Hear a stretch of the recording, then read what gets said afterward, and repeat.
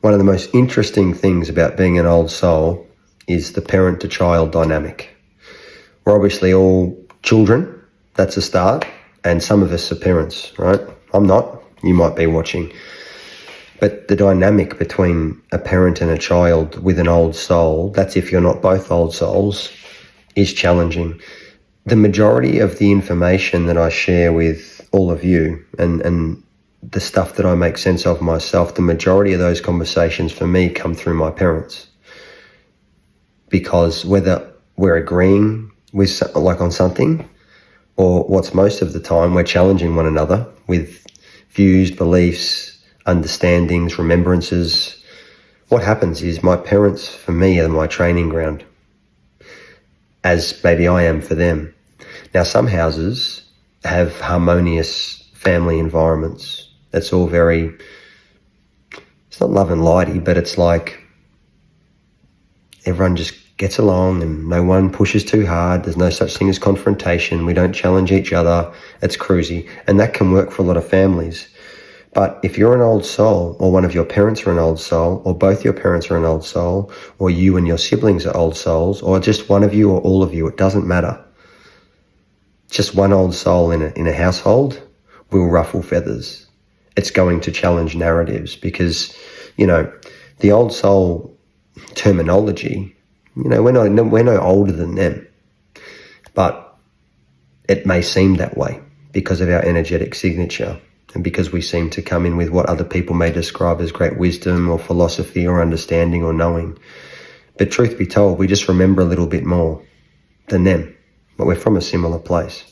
So if you've incarnated with your family as parents or siblings or whatever, understand that typically your household is going to be challenging because that's the path of the old soul. It is to challenge narratives. It is to remind everyone, including ourselves, the truth of what is and the truth of the way this world should be and how we should show up and contribute to it. Only young souls will say that's subjective. If you get to an objective point with all of this, there's only one way. And that looks different for all of us, but we are trying to attain the same thing.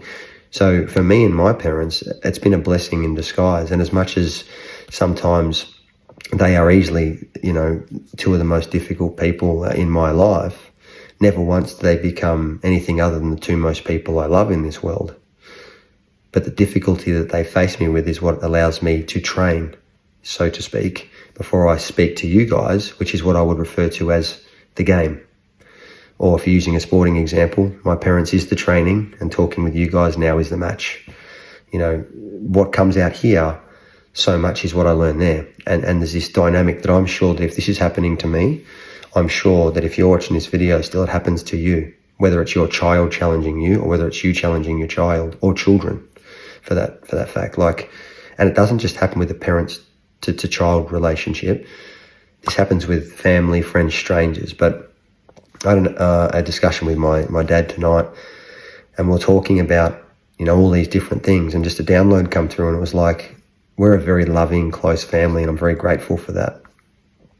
But very rarely in our house is it what I'd call a harmonious, peaceful, go with the flow type of house. Now, it's not a hellhole and it's not peaceful. It's very loving, but it's a challenging house. We challenge each other, not with who's got the bigger ego, who's got the bigger muscles, so to speak, but we challenge each other's narratives. We push each other. For me, we all want peace, but the peace comes for us anyway, by upgrading ourselves. And the old souls typically are the ones that are pushing the narrative the most. So if you're that, don't feel bad. Just find a way to communicate with your parents a little bit better. Or if you're the parent and your children are questioning you, find a way to be part of the conversation a little bit more and appreciate it, And one of the things that I've found that could be helpful to you and your dynamics with your parents or your children, depending on which of those two things you are, maybe you both, is ask questions.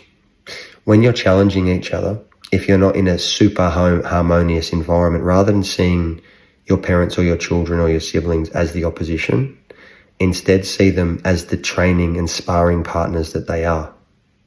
When you're sparring with a partner, you're not trying to bash them up. Yes, you're trying to fight and win the fight, as are they with you, but you're actually utilizing each other as teammates rather than complete opposition. Now, when your parents or your siblings or your children stand in front of you as that opposition, understand that we are only ever as good as the things we oppose. That's how we improve. Yes, we can self-improve, but when you verse another force, another entity, someone who's connected to you, that's a whole other ballgame. That's why I'm very grateful for the chats I have with my parents. There's a lot of stuff they understand, there's a lot of stuff they don't. They don't get it, and they're not supposed to. And, you know, maybe in return, they could say, I don't get stuff. But it's not about trying to prove to one another who's right or wrong. It's about understanding the dynamic and the reflection they give you as the reflection that we give them. It's very powerful and it's very important. And I know from fucking up many times over the years that if you don't look after this relationship, both you and your parents or your siblings or your children end up feeling like shit afterwards, because on a soul level, we're all connected.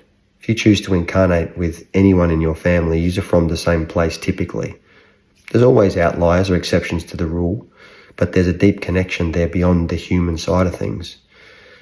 And in a really fucked up way, I think it's a very beautiful thing that the conversations that, say, myself and my parents have, because there's so much growth there. And when you challenge each other, there's growth. And it's not about, as I said, challenging from a place of ego. It's challenging from a place of truth. And truth will piss off or ruffle feathers. But you must understand that your parents are going to be very sensitive to what you say, even if they don't show it. As are you going to be sensitive to them.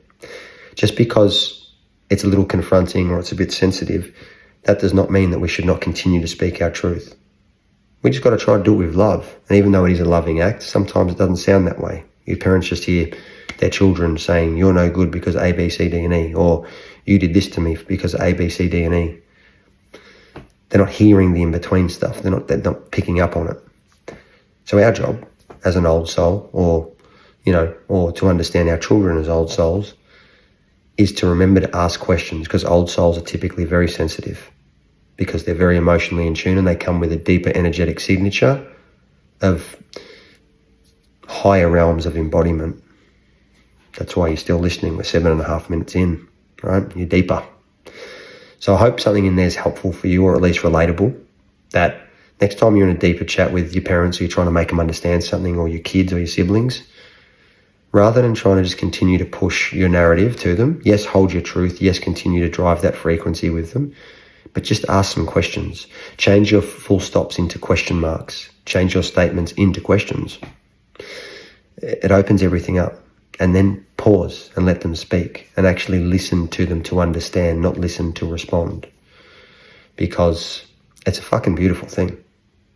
I mean, it's so selfless, because if your parents aren't old souls, or if your children aren't old souls, but they're still giving you that reflection for you to grow and for you to help them and everyone around you and yourself, that's a selfless embodiment from your family member.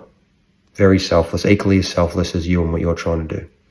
So, yeah, I just had a chat with Dad earlier, and I thought I'd jump on here and share it, because I'm very blessed to talk to my parents all the time about different things. And yeah, our relationship is a beautiful contrasting dynamic between challenging, growthful, but always very loving. Sometimes it's soft love, sometimes it's tough love. So yeah, I hope that's relatable to you in your world, and you can get something out of this, and it can help you next time you're having a frustrating or challenging chat with a family member at home.